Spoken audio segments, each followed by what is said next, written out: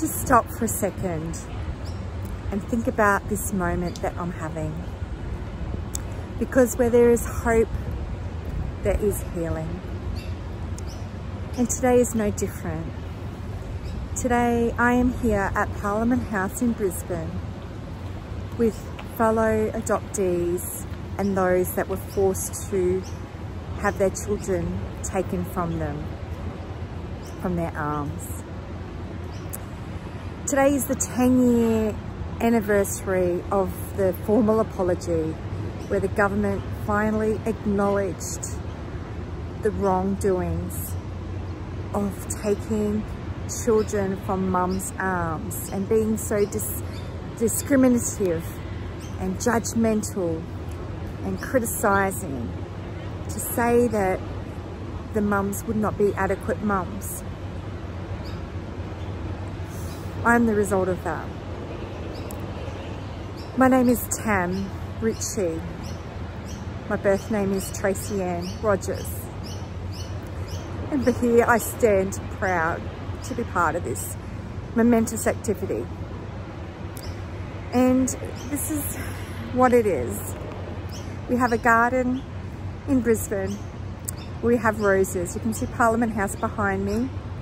But this is the anniversary where we had the ceremony today at Parliament House.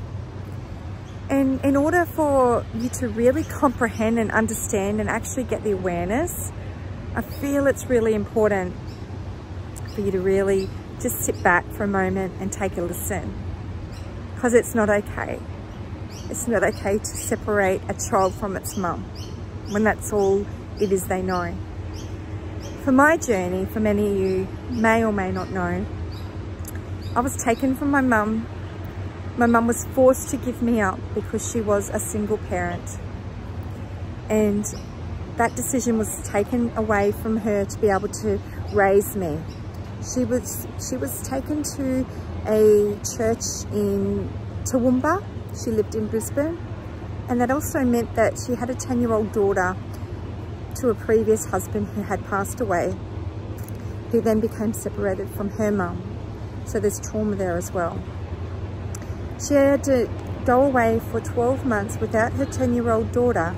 Her 10-year-old daughter went to live with her sister in Brisbane, and she was forced to work as a slave and be criticised and judged and treated really not nice, and made to sign paperwork to say that when she delivered the baby, there was no touch. That me being the baby, plus my identical twin, were taken away from her straight away. As a mum myself nowadays, I find it really hard to comprehend that a government could have these policies that could make that decision. I mean, if a mum has the love and wants to be there for their child, they'll do whatever it takes to be there. But when a government comes and intervenes and makes that decision, nothing good comes of it. And I've spent a lifetime searching for my natural roots genetically, for finding out more about my medical history, and also for my children, so that we actually know who our cousins are, who our family is, so that incest doesn't happen. All of these things, all these complications, I've spent my whole life doing and acknowledging the pain, the traumas, the patterns that have come. And I look at my life now and I reflect and I see a lot of the uncertainty, a lot of the unsafe acts, a lot of the traumas that I've manifested into my own life have resulted from day one, when the trauma first happened, when I was taken away from my mum, left in a hospital for my first 6 months of my life, and the grief and the pain. But the strength and the resilience that I gained during that time came with me to serve me for my whole life. And in fact, when I was finally adopted, unwanted, but adopted, my dad wanted me, but my dad wasn't there much, and my mum didn't know how to love. So it was more traumas that I had to overcome. Emotional, physical, the whole bit. And again, those traumas came to serve me in my life for more traumas and obstacles that I was going to attract. So there's lots of gratitude, but there's lots of pain. And I've spent a lifetime of healing. You know, I've been doing so much healing in the last couple of years, and this time last year I met the lady that actually stood up, that was brave enough to stand up and advocate for the apology to be instigated in Canberra. And I met her and I was so proud of her, and what it was is that she's one person that stood up, and I thought, wow, one person can make such a difference. We hear of the beautiful story with the starfish and how you feel like you're not doing too much just by one starfish, but you know what, it takes one step. You can lead a movement and things can happen. And so with that, in this last 12 months, I had an issue regarding my identical twin and her whereabouts. I did the research. I went to my local member for parliament. I went to child services, and I actually was able to, instead of calling the hospital and being told that she was disposed of, which hurt me, there was no actual grave, no recognition of her birth whatsoever. So I fought this last 12 months. I advocated, and this last 12 months, not so long ago, I actually got her birth recognised. I've no doubt that she's around me right now, energetically. She guides me. She's a light, and I have faith to follow her divine guidance because she always knows more. She gives me my superpowers. That's why I assume, or I feel, she has gone to the next world, next life. However, I can't be positive because there isn't any burial. There is no funeral notices. There is no death certificate. So I continue. So today, coming to this ceremony meant so much. And it was really amazing because I'm just going to read you some little snippets. And before I do that, I just wanted to show you, I'm sitting here in Botanical Gardens, which is right near Parliament House, which is right near QUT, where my son hopes to study his engineering one day. It's a beautiful spot, beautiful part of the city. And if you haven't been, I encourage you to come along. This fell from the tree right where I was sitting. And I thought, wow, what a star. That is such a metaphor for how I'm feeling. Because today, well, I was a mess. I was vulnerable. You know, I had the tears, so many tears. And people do not understand. People say, just let go, forget, you know, move on. It's not as simple as that. When you're with someone for 9 months, and then all of a sudden, everything that you know changes forever. And you all of a sudden hear the clinical sound of hospital trolleys, hospital beds, and you're on your own. Don't think that that does not affect you. I spent my life being a people pleaser, trying to get the love that was just never around. I spent my life healing those wounds as well, and understanding that, you know what, I am chosen to be here. I am more than enough. I am worthy. My legacies will continue well after I leave this place, and I'm going to make this life count. So not only today is this for adoption, but also for the advocacy that I've been doing in the drowning prevention and safety industry, as well as the defence. I hold my head up high because had I not have gone through my adoption story, perhaps I wouldn't be strong enough to be able to implement, to facilitate the changes that are needed in those sectors, and to be strong enough to stand up and share my story. I'm here to make this life count, so I share.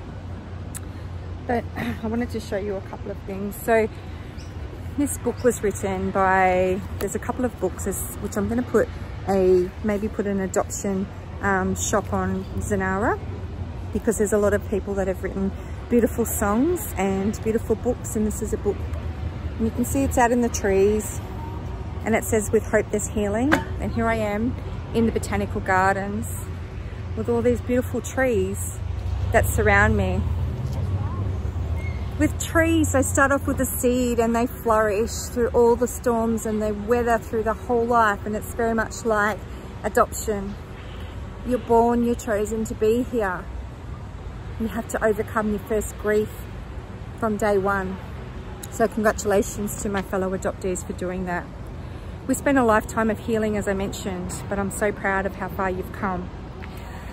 I wanted to show you this book with front cover. There's actually a book that I'm going to put together on the Avatar Collective on Zanara, and I'll have a lot of resources there. But you can see that beautiful book. a crime not known. Look at the baby being taken away with the chains on. And that's how we feel as adoptees.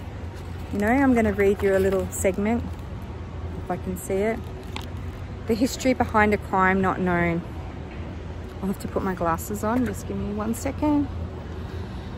And then before we finish, I'm going to read the Premier at the Times statement as well. I'll go there.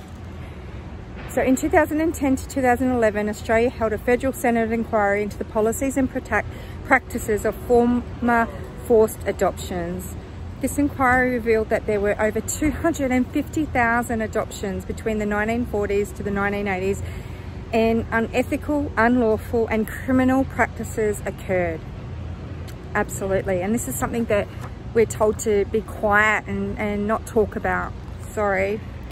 The inquiry noted, even though it was impossible to estimate the actual number of forced adoptions which took place, the evidence exposed systematic abuse occurred across a variety of religious institutions, hospitals and welfare organisations, and not to mention when we were adopted into homes in those spaces as well.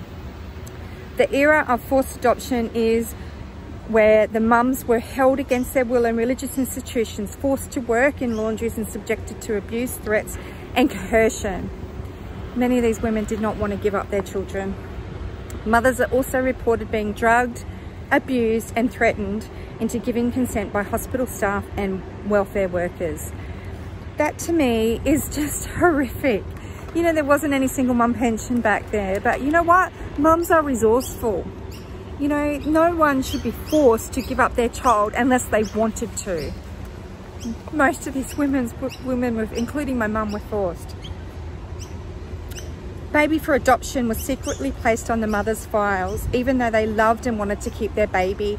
Mothers were told to forget and just move on with their lives. Yeah, easier said than done. For you mums that are out there, think about that for a moment. You know, when you think, oh, you know, get over yourself, you shouldn't be concerned, you know, you're adopted, just live with it. I encourage you to think about it for a moment, you mums, to think when you deliver your child's taken away from you, from your arms, and the implications that come for that mum, but also for the child. Because energy is everything, as we know, and the traumas are deep. So not only are we getting it from our mum, but also our own traumas as well, which are ancestral as well. So I've spent my whole lifetime healing, but I am this strong, wise person because of it. But if I had a choice to not have to go through it, that would be an amazing opportunity.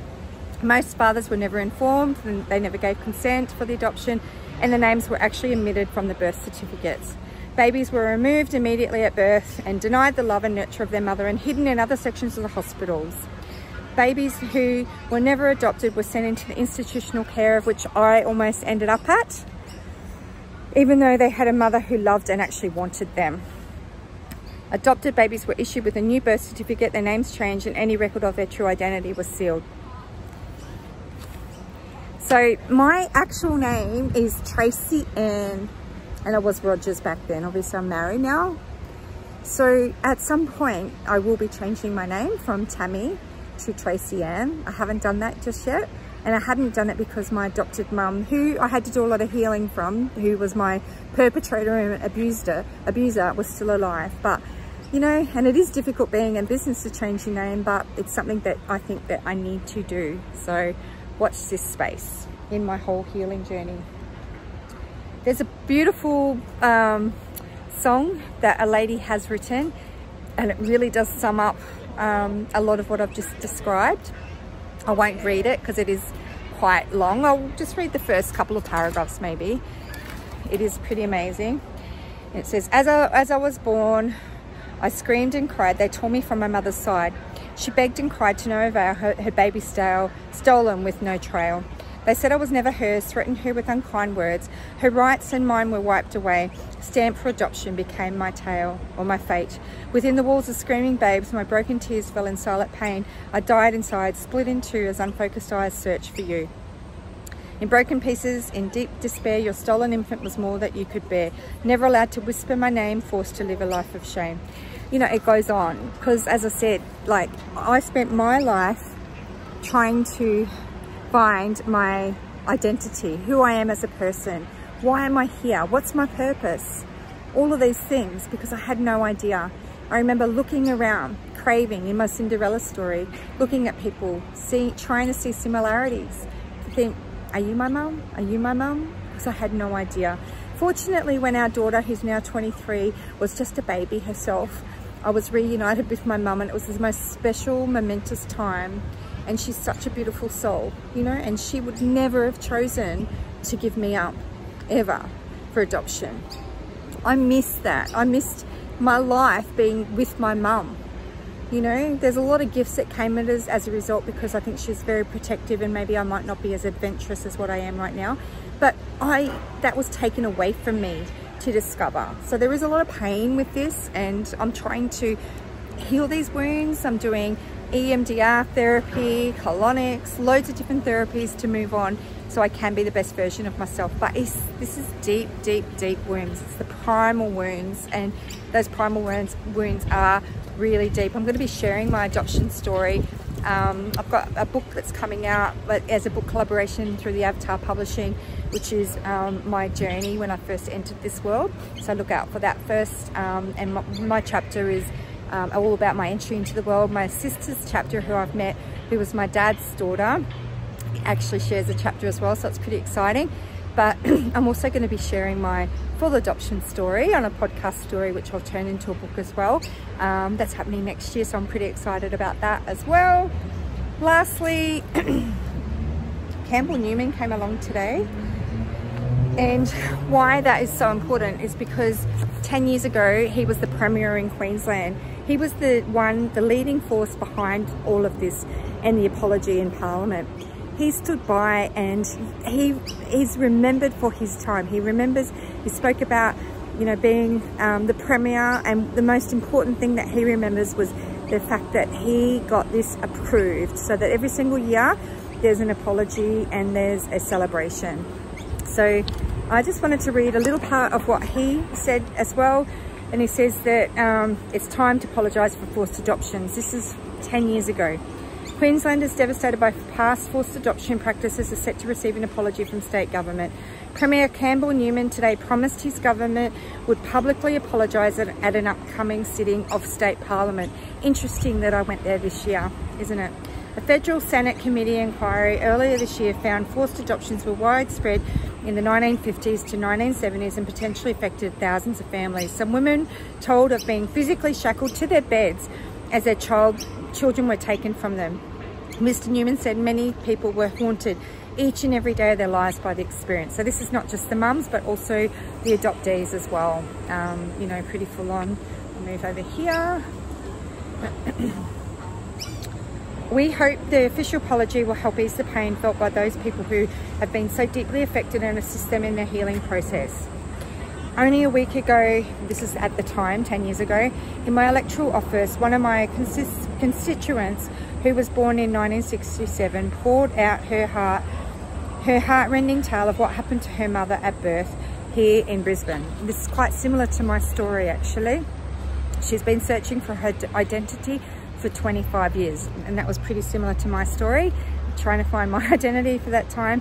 However, I was also trying to find my twin as well, which I'm still trying to search. This is a devastating experience for many, and it's a very sad time indeed in the state's history. That constituent was me, a simple wife and mother of 3 children, of which I am, who are my primary concern in life. I needed answers for them to be able to feel I could be the best mother I could be to them. I asked the Premier for the right to know what everyone else took for granted, the right to know who I was related to so that these children did not marry a first cousin and pay the price for something they had no say in. To know my family medical history so I would finally be able to answer the question that I'd been asked every time I had been to the doctor since I was a little girl. That's another thing that you guys don't think about. What is your family medical history? By taking the time each year to remember those who have gone before us, we can continue to educate and inform future generations so that these tragic events should never be repeated again. A true apology means trying to never make the same mistakes again.